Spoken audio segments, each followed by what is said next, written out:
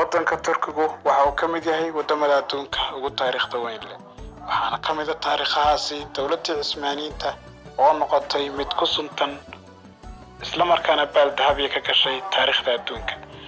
lambar 1 waxay ahayd dawlad Islaamiya oo xoogan diinta Islaamkana kor u soo qaaday haday noqoto ku dhaqanka diinta Islaamka iyo waliba habsami socodka diinteena suuban. lambar 2 waxay ahayd sharaf weyn oo soo yeetay caalamka Islaami taasoo keensatay in qofka muslimka meel kasta adduunka ka joogo loo fidiyo ixtiraam aan loo fidin dadka kale. haddaba dawladda Cismaaniyiintu waxay ka talinaysay caalamka Islaami muddo lagu qiyaaso inay ahayd 400 oo sano waxaana markas u ahayd waddanka Turkiga waliba magaalada Istanbul Turkiya.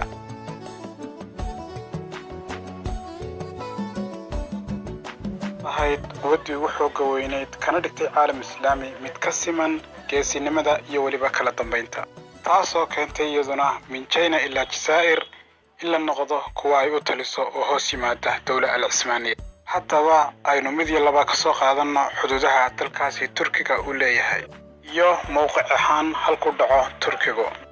waxa uu ku yaalaa dhanka koonfur bari ee qaaradda Yurub. galbeedka waa Greega iyo Bulgaria. barigana waa Iran, Georgia iyo Armenia.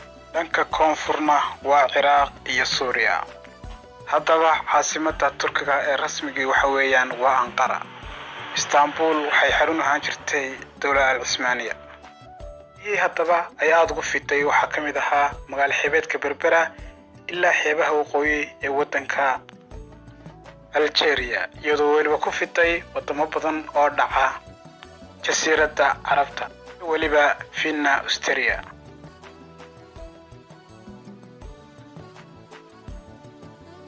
quwadda Cismaaniyiintu waxay si habsamiya uga soo horjeeday dulmiga xadgudubka iyo wax kasto xagaldac ku ah arrimaha Islaamka waxaana ahayd xarun looga taliyo caalamka Islaami dhamaantii. waa mid labaad wuxuu ahaa golo Islaamiya oo awood u leh fulinta awaamirta uu qoondeeyo. qofka muslimkiina wuxuu awood u lahaa inuu adduunka barto doono uu ku maro si fiisa la'aan.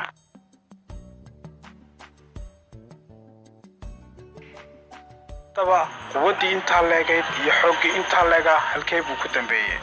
sanadkii 1299 waxay ahayd bilowgii iyo aasaaskii quwadda inkastay quwaddu ay soo martay marxalado kala duwan iyo waliba dhowr hoggaan oo iyaguna kala dhicin. hoggaankii Sultan Abdulhamid sultaankii ugu dambeeyay ee hogaaminayay waqtigii uu inqilaab ku dhacay taasoo ahayd sanadkii 1924 ayaa Sultan Abdulhamid laga eriyay meesha dibna waxa banaanaaday booskii hogaamiyenimo ee uu waqtigaasi u hayay waxaana si ku meel gaarxana loo cimaamaday nin kale.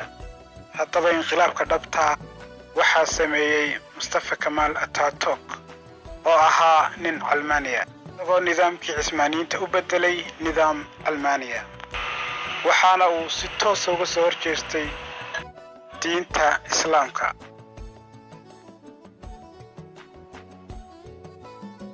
haddaba wixii diinta Islaamka ka soo horjeeday ee lidiga ku ahaa ee uu la yimi waxa ka mid ahaa tagitaanka xajka oo qofka Turkiga uu ka mamnuucay amar ku bixiyay qofka Turkiga ee doonaya inuu soo xajo in qoorta laga jaro iyo in salaada afturki lagu tukado afturkina lagu eedaamo.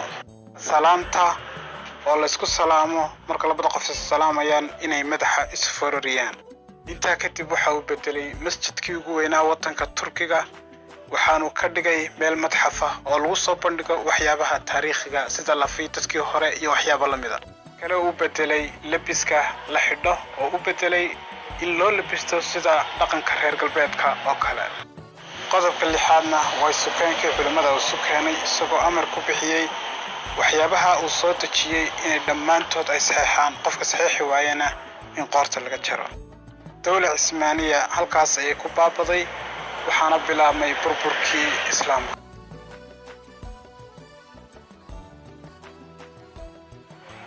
haddaba intaas ayaan ku soo afmeeraynaa qisadii gaabnayd aynu ka diyaarinay inagoo soo koobnay dawladda Cismaaniyiinta. waa inoo iyo qaybaha kale insha Allah ta'ala. السلام عليكم ورحمة الله وبركاته.